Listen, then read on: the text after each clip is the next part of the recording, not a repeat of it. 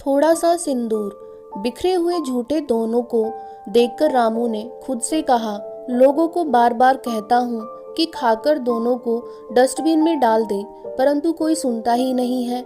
फिर सिनेमा घर का दरबान हम पर बिगड़ेगा। वह उठी, फिर बैसाखी के सहारे चलकर सभी दोनों को चुनकर उसने डस्टबिन में डाल दिया। रामू कहता रह गया, सुमन तुम क्यों कष्ट कर रही हो, लेकिन उसने उसकी एक न सुनी। सुमन और रामू की दूरियां कम होने लगी। वह अपनेपन की भावना के वशीभूत होकर उसके कामों में हाथ बटाने लगी।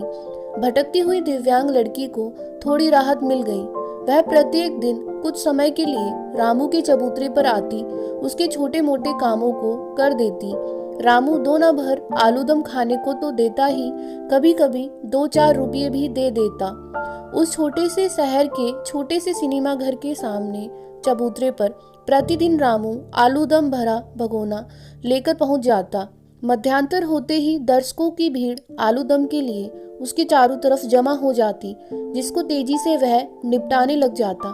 इसी प्रकार की स्थिति में एक दिन एक पैर से लाचार दिव्यांग लड़की बैसाखी के सहारे खड़ी आलूदम वाले पात्र को निहार रही थी। 10-5 मिनटों के बाद भीड़ छट गई थी, किंतु वह ज्यों के त्यों खड़ी रही।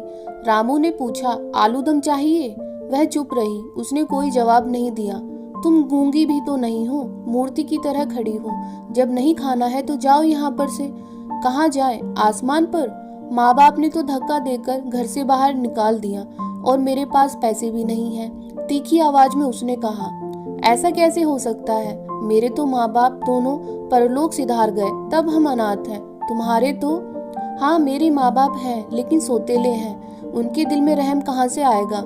इस बात को तो पहले भी बोल सकती थी। मुंह में दही जमाकर खड़ी थी इतनी देर से। बैठ जाओ। वह बैसाखी को चबूतरे पर रखकर वह भी वहीं पर बैठ गई। ये लो। एक दोना में उसको आलूदम खाने के लिए दिया।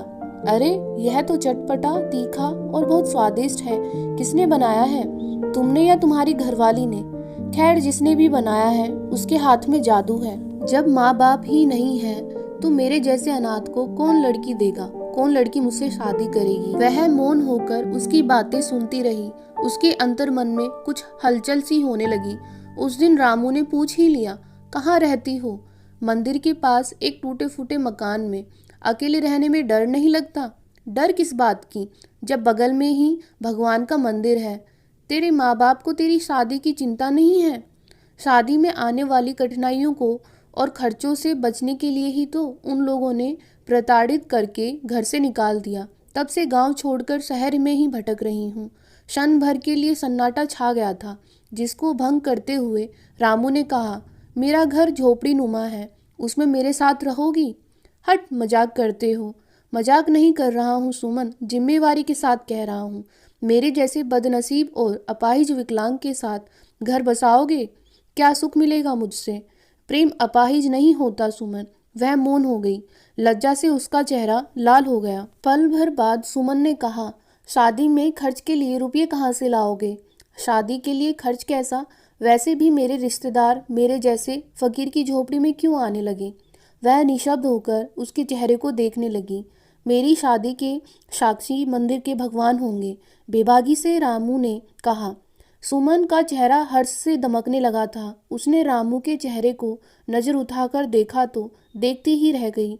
रामू ने सुमन से कहा, मेरी और तुम्हारी शादी के लिए थोड़ा सा सिंदूर ही बहुत काफ़ी है। अगर ये कहानी आपको अच्छी लगी तो कमेंट में ज़रूर बताएं और चैनल को लाइक एंड सब्सक्राइब जरूर करें।